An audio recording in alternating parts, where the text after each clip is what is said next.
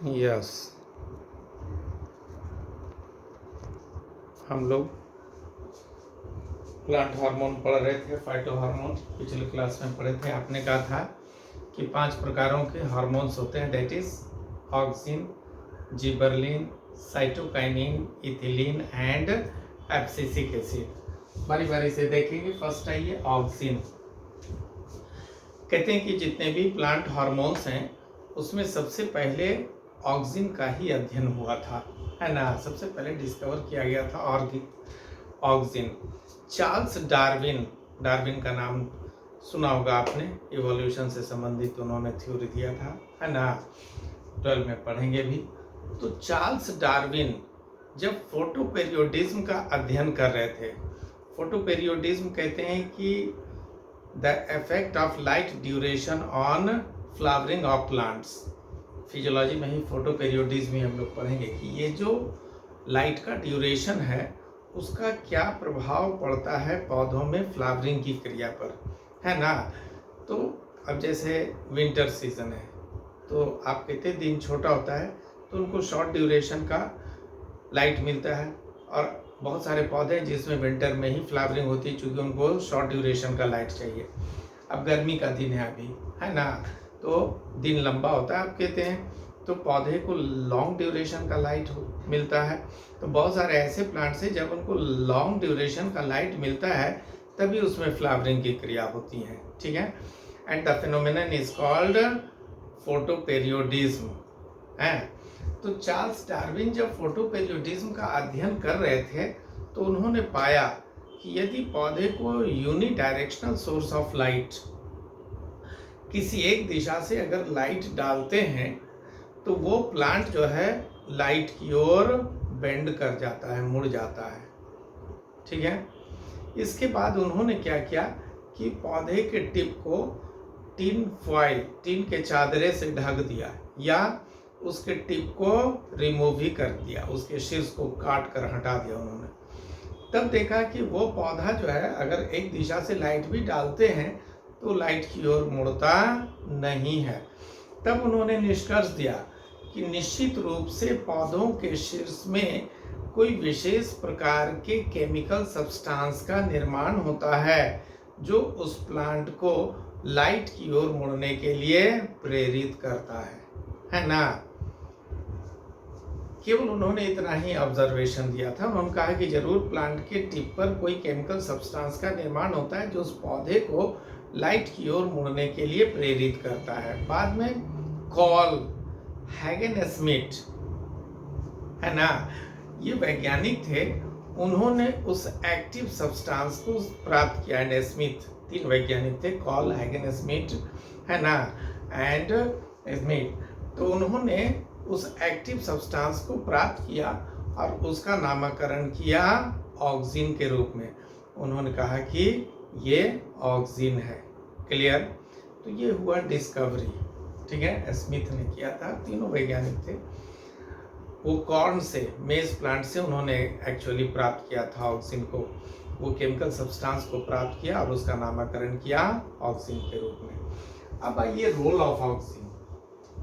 Auxin भी कई प्रकारों के होते हैं। ये जो ऑक्सिन हैं तो नेचुरली अकरिंग है, that is indole acetic acid. ये naturally occurring and most abundant type of auxin in plants, ठीक है। Indole acetic acid, indole butyric acid,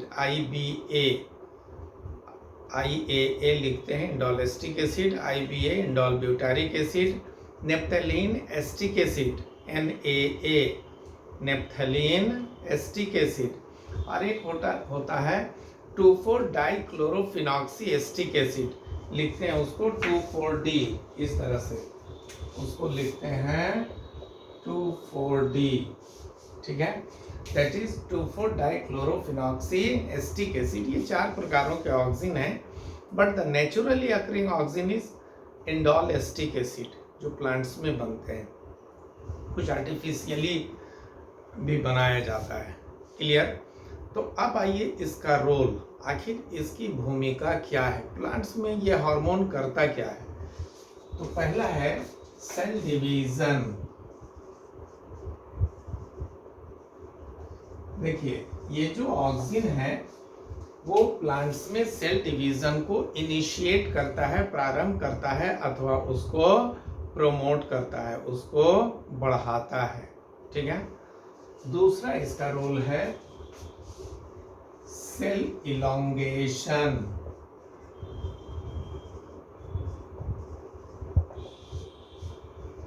देखिए यह जो ऑक्सिन है वो प्लांट्स में सेल को इलोंगेट कराता है।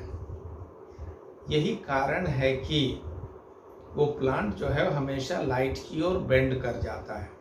कभी गौर कीजिएगा, गमले में लगा प्लांट है आपके घर में, वो स्ट्रेट है, अपवर्ड है, सीधा है, उस गमले को आप गिरा दो, हॉरिजॉन्टल कर दो, प्लांट इस तरह से गिर जाएगा। पौधा सीधा है, प्लांट लगा हुआ गमले में, आप उसको स्ट्रेट है, आप उसको गिरा दीजिए। गिरा देंगे तो देखेंगे कि 2-3 दिन में वो तो फ्लैट ही है, हॉरिजॉन्टल हो गया, वर्टिकल से हॉरिजॉन्टल हो गया। लेकिन 2-3 दिन में धीरे धीरे देखिएगा कि उसका टिप जो है वो ऊपर की ओर उठ जाता है। प्लांट हॉरिजॉन्टल है लेकिन उसका शीर्ष जो है वो ऊपर उठ जाता है, मुड़ जाता है 90 डिग्री से। बिल्कुल आप कमरे में खिड़की के अंदर रूम में प्लांट लगा दो, देखिएगा स्वतः वो मुड़कर चला जाता है लाइट की ओर। इसका कारण क्या है? या आप कहते हैं कि सनफ्लावर, सूरजमुखी हमेशा सनलाइट की ओर होता है ना। आप कहते हैं कि वो मॉर्निंग में ईस्ट की ओर पूरब रहते, धीरे धीरे साउथ होते हैं, और शाम होते होते वो घूमते घूमते वेस्ट की ओर चले जाते हैं, पश्चिम की ओर। कोई तो कारण होगा, है ना। That is due to auxin. होता क्या है कि ये जो प्लांट्स हैं वो शेडेड साइड में, छायेदार भाग में ऑक्सिन का सिक्रीशन करता है, ऑक्सिन का निर्माण करता है। और आप कहते हैं कि ऑक्सिन करता है क्या? सेल इलोंगेशन, सेल को लंबा कर दिया। तो सपोज कीजिए कि सुबह इधर से, ईस्ट साइड से सनलाइट आ रहा है, इस पोर्शन पर सनलाइट पड़ रहा है, तो प्लांट जो है ये छायेदार भाग है, जो शेडेड साइड है, इसमें ऑक्सिन सिक्रीट करता है। अब इसमें ऑक्सिन का टिप पर निर्माण किया तो इधर का सेल लंबा हो जाएगा, इधर का सेल इलोंगेट करेगा, नेचुरली ये इधर बेंड कर जाएगा, मुड़ जाएगा। चूंकि इधर का सेल तो इलोंगेट किया ना, इधर का सेल इलोंगेट कर गया तो मुड़ जाएगा। अब दोपहर हुई तो इधर से सनलाइट इसको मिल रहा है, तो इधर से सनलाइट मिल रहा है तो इसके छायेदार भाग में वो ऑक्सिन सिक्रीट करेगा, इसके कारण इधर का सेल लंबा होगा तो ये बेंड कर जाएगा उधर। अब शाम हो गई तो वेस्ट साइड से, पश्चिम साइड से ये सनलाइट लगा तो इधर छायेदार भाग है, इधर ऑक्सिन सिक्रीट करेंगे तो इधर का सेल इलोंगेट करेगा तो ये इधर बेंड कर जाएगा, मुड़ जाएगा। यही कारण है कि सनफ्लावर जो है वो हमेशा सनलाइट की ओर मूव करते हैं, और प्लांट जो है हमेशा सनलाइट की ओर ग्रो करता है, वृद्धि करता है। क्लियर? तीसरा आ जाओ, cambial activity. Cambial activity, cambium याद होगा, टिश्यू में हम लोग पढ़े थे कि डाइकोट स्टेम का जो वैस्कुलर बंडल होता है उसमें जाइलम और फ्लोएम के बीच कैम्बियम रहता है, जो डिवाइडिंग सेल्स होते हैं, मेरिस्टेमेटिक नेचर के होते हैं। तो प्लांट्स में ये जो कैम्बियम की एक्टिविटी है वो भी डिपेंड करता है इस ऑक्सिन के सिक्रीशन के कारण ही। ठीक है, उसको भी ये ऑक्सिन ही जो है कंट्रोल करता है। फोर्थ आ जाइए, एपिकल डोमिनेंस। ये भी इंपॉर्टेंट है, एपिकल डोमिनेंस। देखिए कहते हैं कि प्लांट्स में ऐसा देखा गया है कि जब तक एपिकल बड प्रेजेंट होता है, एपिकल बड तो समझ रहे हैं कि स्टेम या उसके ब्रांचेस के टिप पर जो बड होता है उसको कहते हैं एपिकल बड। तो जब तक एपिकल बड प्रेजेंट होता है तब तक लैटरल बड्स की वृद्धि नहीं होती है। इस क्रिया को हम लोग कह देते हैं एपिकल डोमिनेंस, कि जब तक एपिकल बड है वो डोमिनेंट है, प्रभावी है, लैटरल बड को वृद्धि नहीं करने देता है। जैसे ये एपिकल बड डिस्ट्रॉय हो गया या आप कट कर दीजिए तो देखिएगा कि लैटरल बड्स जो एक्सिलरी बड है, पत्तियों के एक्सिल में होते हैं, वो तेजी से वृद्धि करेगा, बहुत सारे ब्रांचेस का निर्माण कर देता है।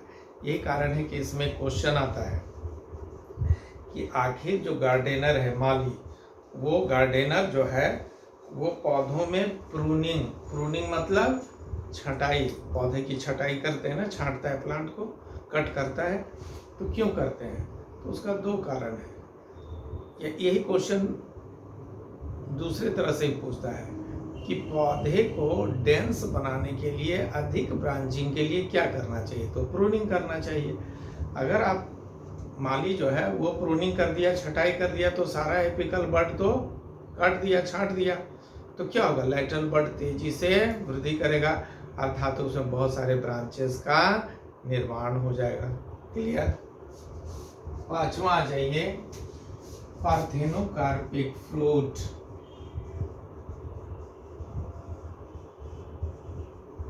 पार्थेनोकार्पिक फ्रूट, पार्थेनोकार्पिक फ्रूट हम लोग फ्रूट में पढ़े थे। The development of fruit without fertilization. When ovary grows without fertilization and forms a fruit, it is called parthenocarpic fruit. तो ऑक्सिन के उपयोग द्वारा पौधों में आर्टिफिशियली पार्थेनोकार्पिक फ्रूट को इंड्यूस किया जा सकता है। पार्थेनोकार्पिक फ्रूट हम लोग बना सकते हैं, है ना। अगर ऑक्सिन स्प्रे कर दें तो आप पाएंगे कि फर्टिलाइजेशन नहीं भी हुआ तो वो ओवरी ग्रो करता है, वृद्धि करता है और एक पार्थेनोकार्पिक फ्रूट का निर्माण कर देता है। क्लियर? छठा ये रूट इनिशिएशन, ये भी इंपॉर्टेंट है, ये भी इंपॉर्टेंट है, बात समझिए। कहते हैं कि यह जो ऑक्सिन है वो प्लांट्स में स्टेम से रूट के निर्माण को प्रारंभ करा देता है ना। यही कारण है कि ऑक्सिन का उपयोग कमर्शियली स्टेम कटिंग्स में रूटिंग्स के लिए, रूट के फॉर्मेशन के लिए इसका उपयोग किया जाता है। हम लोग रोज, चाइना रोज, बोगनविलिया, इन सबों का स्टेम कटिंग लगाते हैं, नहीं जल्दी लगता है, बड़ा मुश्किल से लगता है। हम लोग लगाते हैं, नहीं जल्दी लगता नहीं है ना। गुलाब का, उड़हुल का, इन सबों का। लेकिन गौर कीजिए, नर्सरी में वो छोटा सा पॉलीथीन रखता है और छोटा सा पॉलीथीन में थोड़ी सी ही मिट्टी रहती है और उसमें एक स्टेम कटिंग डाल देते हैं। अब गौर कीजिए कि उसमें तुरंत जो है वो लीव्स का निर्माण और फ्लावर्स का निर्माण हो जाता है। कारण क्या है कि वो उसके मिट्टी में ऑक्सिन मिला देता है। तो जब सॉइल तैयार करता है तो उसमें ऑक्सिन मिलते हैं। प्रैक्टिकल की दुकानों में, नर्सरी अच्छा नर्सरी है उसमें रखता है। पटना में तो आप मांगेंगे तो दे देगा, यहाँ नहीं देगा कि आप भी नर्सरी खोल लीजिएगा। खैर, तो वो क्या करता है कि मिट्टी जब तैयार करता है तो उसमें ऑक्सिन मिला देता है, ठीक है, और उसमें डाल दिया स्टेम कटिंग। तो आपने कहा कि ऑक्सिन करता है क्या? रूट का फॉर्मेशन, जड़ का निर्माण। तो जड़ का निर्माण हो गया तो पौधा लग गया, तुरंत लीव्स और फ्लावर्स का निर्माण हो जाता है। क्लियर? क्लियर? कितना हो गया? 6। 7 आ जाइए, weed control. Weed control, weed mean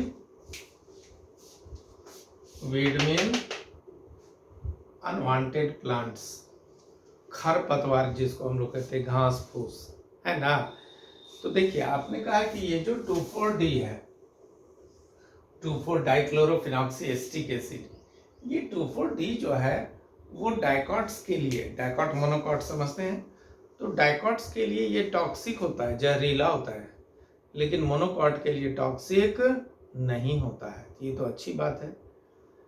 हमारे गेहूं के खेत में बथुआ हो जाता है, चिनोपोडियम बथुआ, जिसका साग भी लोग खाते हैं। अब बथुआ डाइकॉट, हमारा गेहूं का फसल मोनोकॉट। तो अगर गेहूं के खेत में ये 2,4-डाइक्लोरोफिनॉक्सी एसिटिक एसिड 2,4-D का स्प्रे कर दिया जाए तो जितना भी बथुआ होगा वो तो मर जाएगा, लेकिन गेहूं पर उसका कोई असर नहीं होगा, क्योंकि मोनोकॉट्स के लिए ये टॉक्सिक नहीं है, जहरीला नहीं है। कहने का अर्थ है कि यह जो ऑक्सिन है वो वीड कंट्रोल, खरपतवार के नियंत्रण में भी इसका उपयोग किया जाता है। क्लियर। नेक्स्ट आ जाइए 8वां, रेस्पायरेशन। रेस्पायरेशन तो समझ ही रहे हैं। तो कहते हैं कि यह जो ऑक्सीजन है वो रेस्पायरेशन के रेट को बढ़ाता है, रेस्पायरेशन की गति को बढ़ा देगा। एक और इम्पॉर्टेंट है एब्सीशन।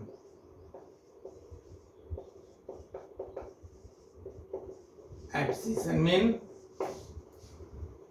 मीन गिरना, पत्तियों का गिरना, that is abscission of leaves. Fruits का गिरना, एब्सीशन ऑफ फ्रूट्स। फ्लावर्स का गिरना, एब्सीशन ऑफ फ्लावर्स।